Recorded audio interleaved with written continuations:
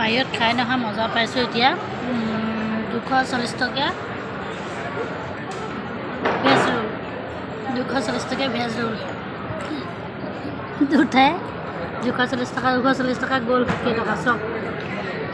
সেইকাৰণে এয়াৰপৰ্টত অহাৰ আগতে বাহিৰতে খাই পেটটো ভৰাই আহিব লাগে হাই ফ্ৰেণ্ড MMB ব্লগৰ আনটা ব্লগলৈ স্বাগতম জনাইছোঁ আজি মই ব্লগটো আৰম্ভ কৰিবলৈ লৈছোঁ আপোনাৰ এয়াৰপৰ্টৰ পৰা হয় আপোনালোকে ফাৰ্ষ্ট টাইম উৰাজাহাজ কেনেকৈ যাত্ৰা কৰিব তো তাৰে অকণমান নিয়মবিলাক কি হয় কি নহয় গোটেইখিনি দেখাবলৈ আপোনালোকক ক'বলৈ চেষ্টা কৰিছোঁ ইয়াৰ প্ৰথম যোনসকলে যাব তেওঁলোকৰ কাৰণেহে দেই গতিকে ভিডিঅ'টো যদি ভাল লাগে আৰু যদি আপোনালোকৰ সহায় হৈছে বুলি ভাবে তো লাইক কৰিব শ্বেয়াৰ কৰিব আৰু নতুনকৈ অহাসকলে মোৰ চেনেলটো ছাবস্ক্ৰাইব কৰিব এতিয়া আহক ভিডিঅ'টোৰ মাজলৈ যাওঁ মই সদায় ফ্লাইটৰ টিকেট বুক কৰিবলৈ হ'লে মেক মাই ট্ৰিপৰ পৰাই কৰোঁ মেক মাই ট্ৰিপ এপটো বহুত ভাল হয় বহুত সুবিধাজনক হয় তাতে আপুনি ফ্লাইট বাছ আপোনাৰ যিকোনো টাইপ হেল ধৰক ট্ৰেইন আৰু থাকিবৰ কাৰণে হোটেল সকলোতে বুকিং কৰিবলৈ বহুত সুবিধাজনক হয় তাতে বুকিং কৰিলে আপোনাৰ কি হয় মেইলত আপোনাৰ টিকেট আৰু বৰ্ডিং পাছ সব আহিয়ে যায় গতিকে এণ্ট্ৰি কৰিবলৈ বহুত প্ৰব্লেম নহয় ফাৰ্ষ্ট এণ্ট্ৰিটোত আপোনাৰ ফাৰ্ষ্ট লাগিব টিকেটটো আৰু এটা ID প্ৰুফ আৰু সেই দুটা লৈ যোৱাৰ পিছতে আপোনাৰ বাকী ভিতৰ প্ৰচেছখিনি হয় 6টা বজাত আছে ফ্লাইট বহুত সোনকালে পালোহি দেৰি হ'ব বুলি সোনকালে গুচি আহিলোঁ ৰখি কৰিম আৰু ক'ৰবাত ফুৰিলেও কিজানি দেৰি হৈ যাব সেই বুলি ভাবিয়ে গুচি আহিলোঁ এতিয়া 2টাৰ পৰা আছেহে আপোনাৰ শেষ হ'ব 2টাৰ পৰা ভোকো লাগিলে খাব নাপালোঁ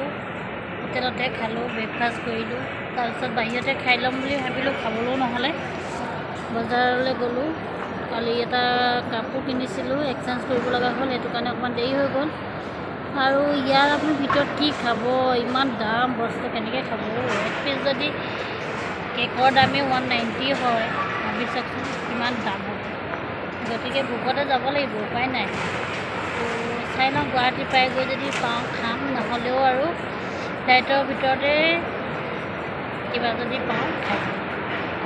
কমতে অলপ ইয়াততো বহুত দাম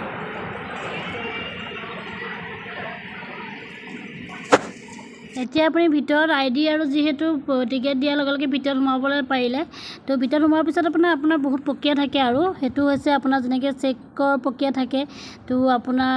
বৰ্ডিং পাছটো ল'ব লাগিব তাৰপিছতে আপোনাৰ যিটো চেক বডি চেক কৰিব আপোনাৰ লাগেজ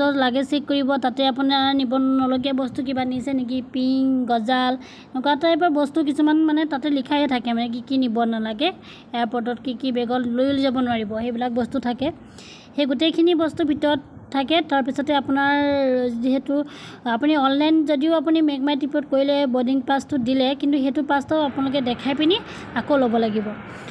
তেওঁলোকে আকৌ দিব বৰ্ডিং পাছটো দিব বৰ্ডিং পাছটো দিয়াৰ লগে লগে আপোনালোকে ফ্লাইটত ধুনীয়াকৈ যাব পাৰিব আৰু সেইখিনি আছিলে আপোনাৰ ডমেষ্টিক ফ্লাইটৰ কথা কৈছোঁ আৰু ইণ্টাৰনেশ্যনেল হ'লে অকণমান বেলেগ হৈ যায় কেতিয়াবা ইণ্টাৰনেশ্যনেলৰ সেইটো মই এটা প্ৰচেছ অলপ বেছি থাকে তাতে যেনেকৈ আপোনাৰ বৰ্ডিং পাছ লোৱাৰ পিছত আৰু এটা আপোনাৰ প্ৰচেছ থাকে তো গোটেইখিনি দেখাব লাগে তো ঘূৰি অহাৰ ভিজাৰ প্ৰক্ৰিয়াটো থাকে ভিজা দেখাব লাগে সেইখিনি বস্তু থাকে আৰু এতিয়া যিহেতু চবতে বাৰু নাথাকে যেনেকৈ ইণ্টাৰনেশ্যনেল এয়াৰপৰ্টবিলাকত থাকে ডমেষ্টিক এয়াৰপৰ্ট আৰু আপোনাৰ ইণ্টাৰনেশ্যনেল এয়াৰপৰ্ট থাকে তো সেয়াই হয় আৰু এতিয়া আমি ফ্লাইটৰ ভিতৰখন অকণমান দেখাবলৈ চেষ্টা কৰিছোঁ ইণ্টাৰেষ্টিং কথা কি হ'ল জানেনে একদম সস্তাত পাম বুলি ভাবোঁতে অনলাইন চাই আছিলোঁ আহোঁতে যিহেতু যাওঁতে গৈছিলোঁ ইণ্ডিগ'ৰ বহুত ছাৰ্ভিচ ভাল আৰু তাতে দামো হয় তাতে টিকেটবিলাকৰ আহোঁতে এটা এক্সপিৰিয়েঞ্চ হ'ল হয় কি এলায়েন্স এয়াৰত আহিলোঁ দেখিছেনে সেইখন অকণমান বেলেগ টাইপৰ হয় দেখাই দিছোঁ আপোনালোকক পাংখাটো দেখিছেনে কেনেকৈ বাহিৰৰ ছাইডত পাংখাটো দেখি পাইছে কেনেকৈ থাকে আৰু ইয়াতে বৰ স্পেচ একদম কম হয় ভিতৰত আৰু ছাৰ্ভিচ নাই ভাবিছিলোঁ মানে ইয়াতে ভিতৰত খাবলৈ পাম বুলি নাই একো নাপালোঁ খাবলৈ ভিতৰত নাই মানে একো ছাৰ্ভিচ নিদিয়ে তেওঁলোকে খালি অকল নিয়মাৱলীখিনিহে দেখায় বৰ ঠেকমেক হয় একদম বাছত যোৱাৰ আগতে মানে লাগিলে কিন্তু হ'লেও সোনকালে পালোঁহি দেই ভাবিছিলোঁ ভয় খাইছিলোঁ কিন্তু ইণ্ডিগ'তকৈ অলপ টাইমতে পালোঁ দেই একো মানে খেলি মেলি নহ'লে আৰু টাইমত যেনেকৈ ইণ্ডিগ'ৰ সেইদিনাখনি আমাৰ 2 ঘণ্টা লেট হৈ গ'ল, লেণ্ডিং কৰিব নোৱাৰিলে। ইয়াতে তেনেকুৱা একো প্ৰব্লেম নাপালোঁ বাৰু, পটককৈ পালোঁহি গুৱাহাটী। বাকী এইখিনিয়ে হয় আজি ভিডিঅ'টোৰ। লগতে মই আপোনালোকক দেখাইছোঁ ভিতৰখনৰ অকণমান পৰিৱেশটো আপোনালোকে চাওক। গতিকে ভয় কৰিবলগীয়া একো নাই। বহুতে ভয় কৰে, লেণ্ডিঙৰ সময়ত অকণমান ভয় লাগে, উৰাৰ সময়তো অকণমান ভয় লাগে। তেনেকুৱা একো ভয় কৰিবলগীয়া একো নাথাকে। অকণমান মানে ভাইব্ৰেশ্যন এটা হয়, ইমান ভয় কৰিবলগীয়া একো নাথাকে। বাকী আপোনালোকক দেখালোঁ। এয়াই আজি আছিল ব্লগটো। ভাল লাগিছে যদি লাইক কৰিব, শ্বেয়াৰ কৰিব, আৰু নতুনকৈ অহাৰ আগত ছাবস্ক্ৰাইব কৰিবলৈ নাপাহৰিব। আজিলৈ আহিছোঁ, ধন্যবাদ।